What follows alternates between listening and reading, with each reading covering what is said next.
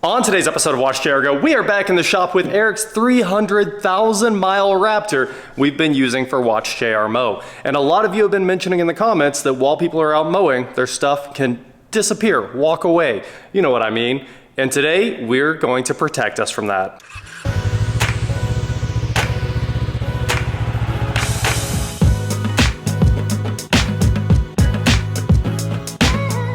What is going on, guys? I'm WatchJRGo, and today, like I said, we're back in the shop with the Raptor and the 70 MAI dash cam with a gigantic battery pack that will let us record basically forever, even when the truck's off. Forever might be a bit of a stretch, but this battery is so big that it's not allowed on passenger aircraft. So this is just a backup for the camera, and we're gonna get into this camera right now. It is a true 4K triple channel dash cam. It's recording front, cabin, and rear, and we can use this giant battery to extend its runtime. So even when the truck is off and we're outside mowing, we can watch over everything going on around the vehicle. And if you have it hardwired, you can throw a 4G SIM card in there and get notifications or even look at the camera from your phone. So let's open this thing up. This is the 70 MAI 4K T800 premium set. Go ahead and open the box up here and let's see what we've got. Looks like we've got instructions on top here, and here is our rear camera. Wow,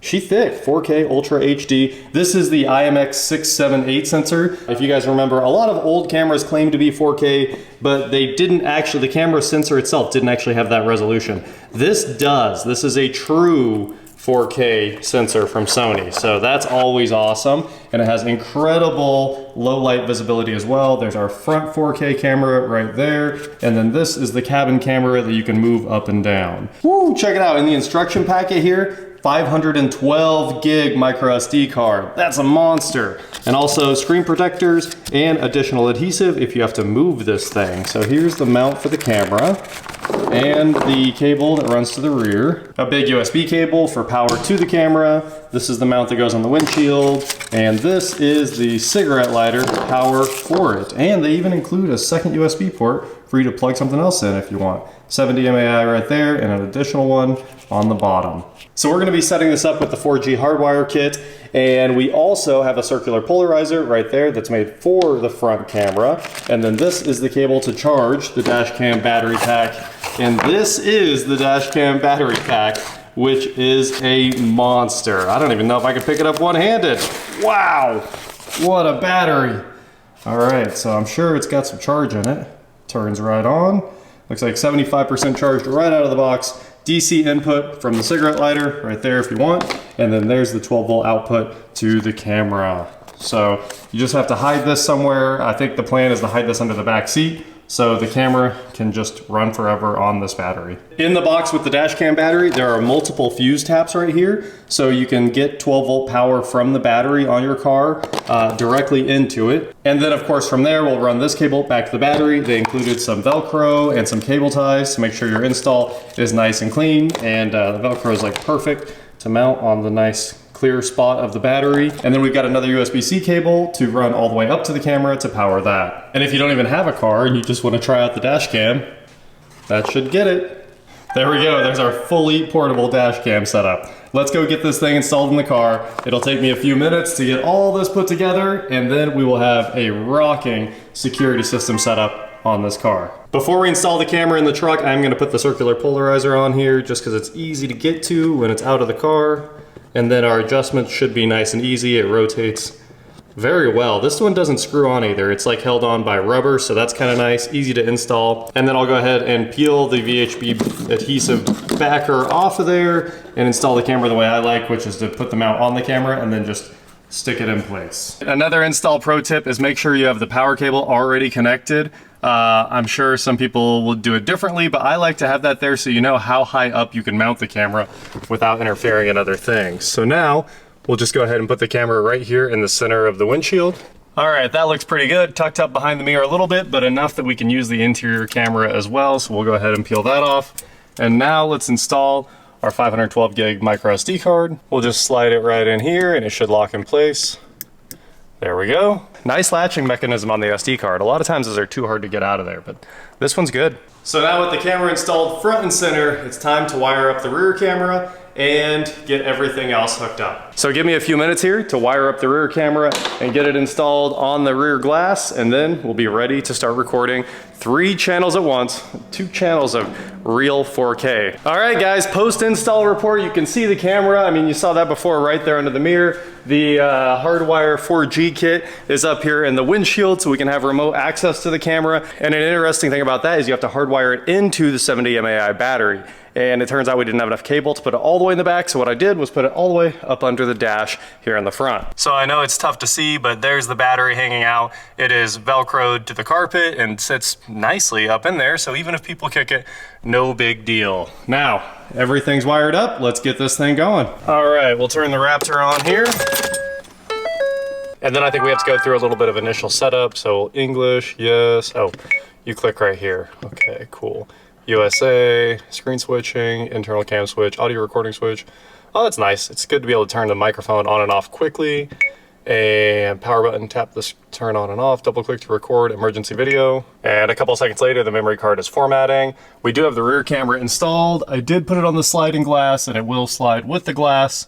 And I had to mount it a little bit low because of the defrost lines there, but I like it. I think that should work out well. Perfect. I think we're ready to rock. Look at that. So I can auto set the time from GPS, and I want to go ahead and turn on the parking surveillance since we have all that set up. And 24 hours is more than enough for like any time we take this thing out mowing. Honestly, if it's not out on a mowing gig, it's parked at Eric's house or my house, so it's really no big deal to be longer than that. But I do like the unlimited option, especially with the battery. And let's go ahead and set the collision detection up as well. Let's see, check. Okay, and ooh, you can turn on an indicator light. That way people know you're recording. Perfect. Motion detection on, collision detection on. I think we are all set up. Built-in ADAS too. Let's turn it on. Keep the front centered and the horizon within the, yep, the front's centered. Ah, I think we need a drive to set all that up. Alarm disabled. Start calibrating ADAS. Okay. Please keep the driving speed above 40 kilometers per hour or 25 miles per hour. Let's go ahead and get the app downloaded for the camera here. Should just take a couple of seconds. Now that we've got the app connected, we can control everything from here. You can see we've got it in 4K, front and rear, cabin in 1080, and anything else? Image quality. Ooh, cool. Just a quick tweak to the circular polarizer there on the camera, and there are no more reflections from the dash. That always helps out a ton, and this camera looks, from the tiny screen here, looks incredibly crispy. I can't wait to see the actual footage from it. But it's time to go drive around. I do want to do the ADAS calibration so this thing has lane departure and all of its cool features working. Now the real test begins. We're going to zoom in all the way on this 4K footage, which gives us lots of resolution to punch in on, and having real 4K sensors instead of just upscaled ones makes a huge difference here too. So we can read license plates, see maybe an accident or something that happens way out in front of the truck, and also read street signs or anything like that. Just take a look at this beautiful G-Wagon that's passing us right now. Ah, check out the license plate. Anyway, we'll do this again at night with a little bit of that footage so we can see how it performs in low light. And then I'm gonna go park this thing at the mall so we can test out the parking sentry. I think for the most part, we hope while we're out mowing, no one's going to mess with the truck. So this is there in case they do, but we need to find a place where there's actually people walking around. So my thought is, let's go park it at the mall, leave it there for a while, and see what happens when people walk past the truck. I wanna see these alerts. Some people might frown upon this maneuver, but it is a classic Raptor maneuver, especially at this intersection where if you don't make it, you're going to be waiting an entire light cycle. And it was very fun to do in the Raptor. It didn't even notice these curbs. Gotta do a little off-roading when you can.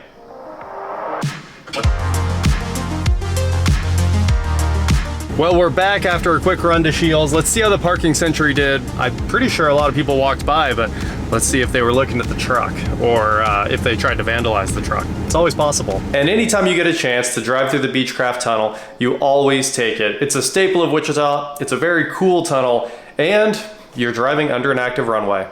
And the interior camera is 1080p, and that 4G LTE connectivity is very cool, so you can get push notifications if anyone messes with your car at all. And don't worry if you're just gonna hardwire it and you don't have the external battery. It does have battery monitoring, so if your car battery starts to pull down, like if it starts to draw down the voltage on that battery, it will shut itself off. So nothing to worry about if you just enable the 24-hour recording and your battery can't really handle it. It'll save itself. So I'm jumping back in the Raptor to go pick up a car for the channel, and then we'll get some video from this thing at night so we can see what the low light looks like.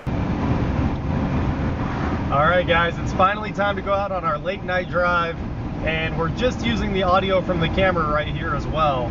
So we've got the interior camera, which looks like it can see pretty well, but we're heading to fill up Eric's truck. It's basically out of gas, so we're gonna go fill it up, take this thing for a short drive, and see how this camera performs late at night.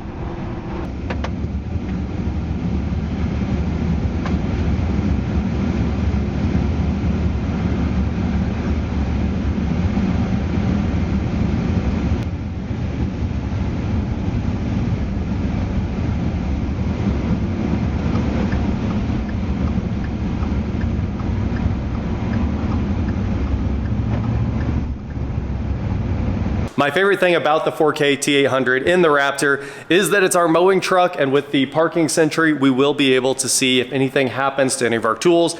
If anything walks away, we can quickly figure out what happened, and with the 4K resolution, we can punch in and hopefully get good shots of their faces or whatever they're driving. If it's a car, we can pull a tag number, contact the police, and hopefully go find all of our steel equipment. So the T800 is going to be keeping us safe, and it could be keeping you safe too. With that said, the T800 is usually $400. Right now it's on sale for 15% off, so $339.99, and if you use my discount code, you'll get an extra 5% off. So I'll throw a link in the description below and in the comments. That is it for today, guys. Thank you so much for watching. Don't forget to head on over to shop WatchJRGo.com for cool shirts just like this, and please like, share, subscribe, do whatever you want to do, and I will talk to you next time.